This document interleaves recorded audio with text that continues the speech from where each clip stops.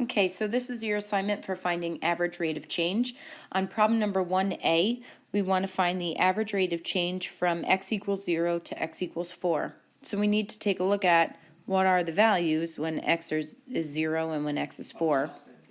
I see here that when x is 4, y or f of x is 35.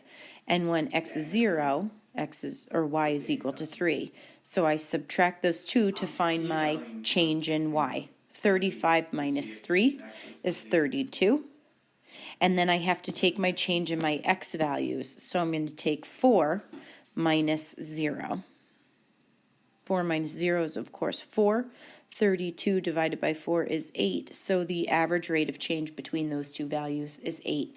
You'll do the same for these three down here as well, just making sure that you are keeping the values together. So for example, on problem D here, because I have enough room, when x is 1 and when x is 2, okay, we're going to take that 18 first, so keep the order, minus 8, and then the 2 minus 1. So 18 minus 8 is 10.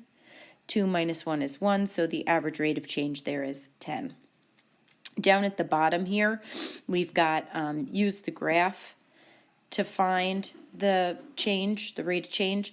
So when I do this, I have to pay close attention to what the values are at those x values. So we've got x is -1 to x is +2. So we're looking at here. So what I can anticipate, I see it's decreasing. So I'll know that I did this right if my answer is negative, right? Because I see my graph is decreasing from left to right. So again, when x is 2 minus -1.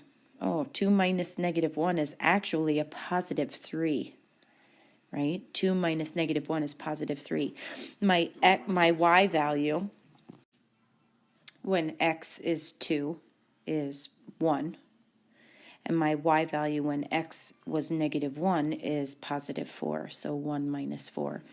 1 minus 4 is -3. And -3 over 3 is -1 is my average rate of change there. And I could see, yeah, okay, it's decreasing as I move from left to right, so I expected that negative value to be there. Okay. Similarly, down here, you've got your table.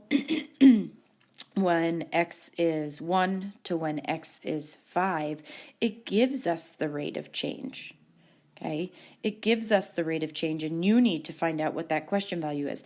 One way that you could do that is 5 minus 1 in your denominator is 4 is equal to, and you can find your rate of change or your change in y up top. So you can work through this problem, cross multiply, inverse operations. You should get 48 because 4 times 12 is 48. So answers are posted online. The rest of this document, really, if you work through pages 1 and 2, are kind of pretty straightforward. Hopefully you can find success with this. Check your answers online and reach out if you have any questions. I'll see you tomorrow at 1 o'clock Friday afternoon for our Google Meet. Take care, guys. Miss ya.